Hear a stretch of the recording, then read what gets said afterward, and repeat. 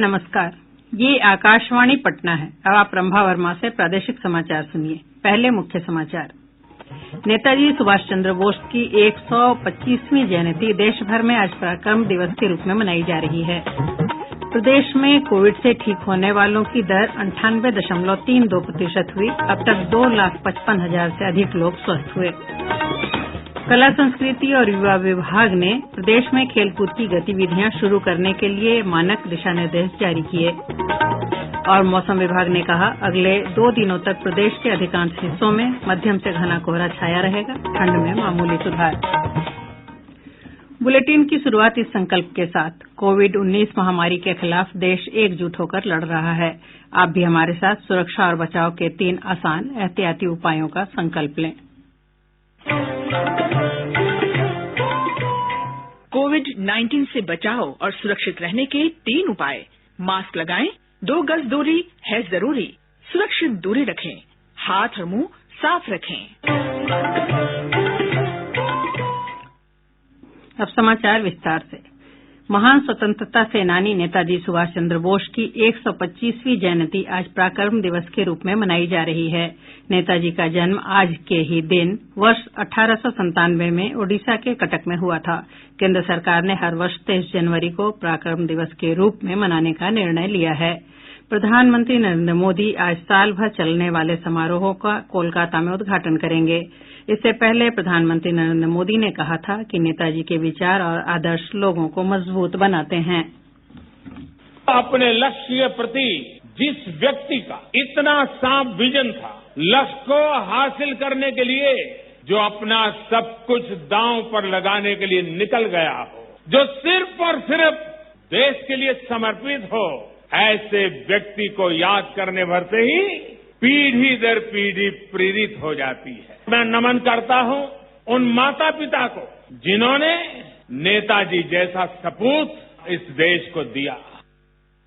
सुभाष चंद्र बोस ने लोगों को मातृभूमि की रक्षा में बलिदान के लिए सदैव तैयार रहने के लिए तुम मुझे खून दो, मैं तुम्हें आजादी दूंगा नारा दिया था। बहनों और भाइयों, हमने जो आजादी की लड़ाई छेड़ रखी है उसे तब तक जारी रखना होगा जब तक हमें मुकम्मल आजादी हासिल न हो। दलादली, बहस मुबाहस और विभिन्न मतभेदों को भुलाकर विभिन्न दिशाओं में बिखरी सारी ताकत जितना शीघ्र हम केंद्रित कर सकेंगे, उतना ही जल्द हम आजादी हासिल कर सकेंगे। आप संगठित शक्ति से शांति और अहिंसा पूर्वक आत्म बलिदान करने के लिए जल्द से जल्द तैयार हो जाइए। पराक्रम दिवस के उपलक्ष्य में वर्ष भर चलने वाले कार्यक्रमों के आयोजन के लिए केंद्रीय संस्कृति मंत्रालय, शिक्षा मंत्रालय और सूचना प्रसारण मंत्रालय ने कई योजना तैयार की है। दूरदर्शन और आकाशवाणी नेताजी के जीवन और कालखंड पर चर्चाओं, वृत्तचित्रों और अन्य कार्यक्रमों का प्रसारण करेगा। आकाशवाणी पटना के प्रादेशिक समाचार एकांश की ओर से आज शाम 7:45 बजे नेताजी के जीवन पर आधारित एक विशेष रेडियो रिपोर्ट का प्रसारण किया जाएगा। जो संघर्ष से डरे नहीं, अजेय ब्रिटिश हुकूमत को हराने जो स्वयं वज्र बन गए।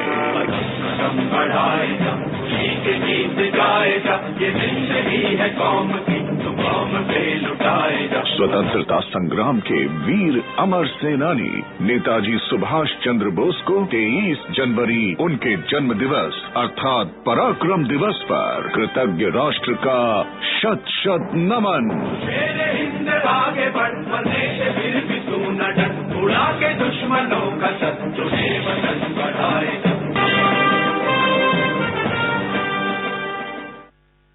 देश को स्वतंत्र कराने के लिए नेताजी ने आजाद हिंद फौज का गठन किया था। इस संगठन के सिपाही रहे गुरुबख्श सिंह ढिल्लन के पुत्र सर्वजीत सिंह ढिल्लन ने पराक्रम दिवस मनाने के सरकार के फैसले की सराहना की है।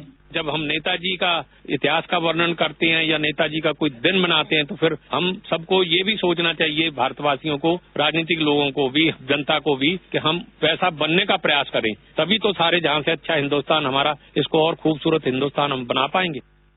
राज्य में आज से कोरोना का टीका नये दिशा निर्देशों के अनुसार लगाया जायेगा। स्वास्थ्य विभाग के अनुसार 5 प्रमंडल भागलपुर, मगध, दरभंगा, कोसी और मुंगेर के 19 जिलों के 300 केन्द्रों पर सोमवार और गुरूवार को, जबकि 4 प्रमंडल पटना, पूर्णिया, सारण और तिरहुत प्रमंडल के जिलों में मंगलवार और शनिवार को टीका लगाया जायेगा।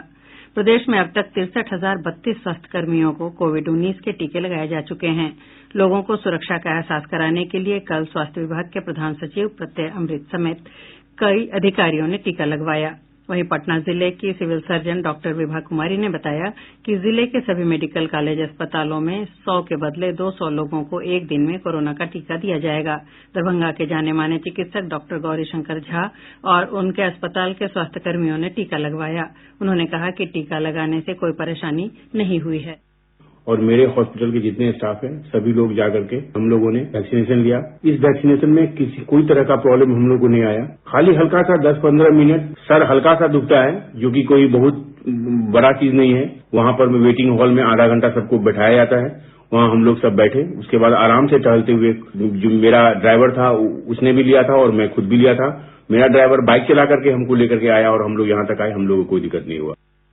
इधर राज्य में खेल गतिविधि को शुरू करने के लिए कला, संस्कृति और युवा विभाग ने नए दिशा निर्देश जारी किए हैं। युवा कल्याण निदेशक डॉक्टर संजय कुमार सिन्हा ने बताया कि खेल मैदानों को साफ सफाई के साथ सैनिटाइज कराना होगा। खिलाड़ी और प्रशिक्षकों की थर्मल स्क्रीनिंग कराई जाएगी। साथ ही खेल परिसर में सीसीटीवी से निगरानी की जाएगी। निदेशक ने बताया कि खेलों के प्रशिक्षण को 4 समूहों में बांटा गया है। उन्होंने कहा कि एथलेटिक्स, बैडमिंटन, तीरंदाजी, टेनिस और कुछ अन्य खेलों में खिलाड़ियों की अधिकतम संख्या 15 होगी। प्रदेश में कोविड-19 से स्वस्थ होने की दर बढ़कर 98.32% हो गई है।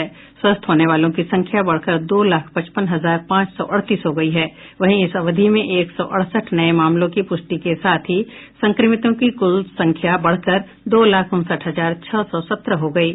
पिछले 24 घंटे में 13 जिलों से एक भी पॉजिटिव मामला सामने नहीं आया है। राज्य में फिलहाल सक्रिय मामलों की संख्या 2,606 है। समाचारों में पुनः आपका स्वागत है। प्रधानमंत्री ने कहा कि वैक्सीन के आपात उपयोग की अनुमति देना राजनीतिक फैसला नहीं है, बल्कि डॉक्टरों और वैज्ञानिकों के साथ कई दौर के विचार विमर्श के बाद यह फैसला किया गया है।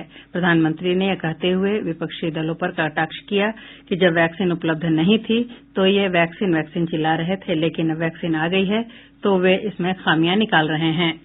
प्रधानमंत्री से बातचीत में कई लाभार्थियों ने कहा कि टीका लगवाने से कोई परेशानी नहीं है। राज्य के सभी थानों में अप्रैल महीने से ऑनलाइन शिकायत दर्ज कराई जा सकेगी। पुलिस आधुनिकीकरण के महानिदेशक डॉक्टर के सिंह ने बताया कि इसके लिए पुलिस विभाग एक पोर्टल लॉन्च करेगा। उन्होंने कहा कि इस पोर्टल पर 9 सुविधाएं लोगों को मिलेगी। श्री सिंह ने कहा कि राज्य में 900 थाने हैं, जिनमें से 550 थाने ऑनलाइन किए जा चुके हैं। राज्य सरकार ने संविदा के आधार पर नियुक्ति करने के लिए नए दिशा निर्देश जारी किए हैं। राज्य सरकार के अनुसार संविदा पर बहाल व्यक्ति सरकारी सेवक नहीं माने जाएंगे।